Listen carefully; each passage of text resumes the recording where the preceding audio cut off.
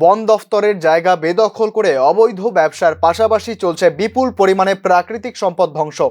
তেলিয়ামুড়া মহকুমার মনটাং এলাকাটি বর্তমানে রাজ্যের ভ্রমণ পিপাসু মানুষের কাছে অন্যতম আকর্ষণে পরিণত হয়েছে। আর সেখানেই স্থানীয় কিছু ব্যবসায়ী অবৈধভাবে ব্যবসা চালানোর পাশাপাশি দেদার হারে প্রাকৃতিক সম্পদ নষ্ট করে চলেছেন।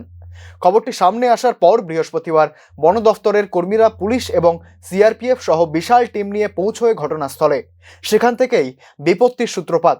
পুলিশ বাহিনীর এলাকায় অভিযান চালানোর সময় স্থানীয়রা বাধা দেয় প্রশাসনকে, এমনকি একাংশের মহিলারা নগ্ন হয়ে প্রশাসনকে বাধা দেয়। পরিস্থিতি খানিক সামাল দিয়ে পুলিশ বাহিনী এলাকায় অভিযান চালিয়ে হেমন্ত রিয়াং নামের এক অবৈধ কাঠ ব্যবসায়ীকে আটক করেছে। ওই ব্যক্তিকে আটক করে ফেরার পথে রঙ্গিটিলা নামক এলাকায় রাস্তার উপর কাঠের তক্তা ফেলে পুলিশের গাড়ি আটক করে এলাকার কয়েক শত মানুষ।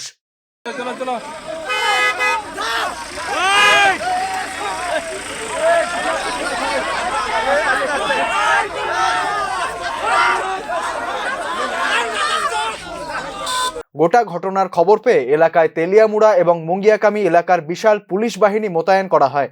ঘটনাস্থলে আটকে পড়ে বন দফতরের কর্মী সহ পুলিশ বাহিনী এবং সিআরপিএফ জওয়ানরা। ঘটনায় উত্তপ্ত হয়ে পড়ে গোটা এলাকা। অবশেষে পুলিশের পক্ষ থেকে আটক করা হেমন্ত রিয়াংকে ছেড়ে দেওয়ার আশ্বাস দিয়ে বন দফতরের কর্মী এবং পুলিশ বাহিনী ও সিআরপিএফ জওয়ানদের উদ্ধার করা হয়।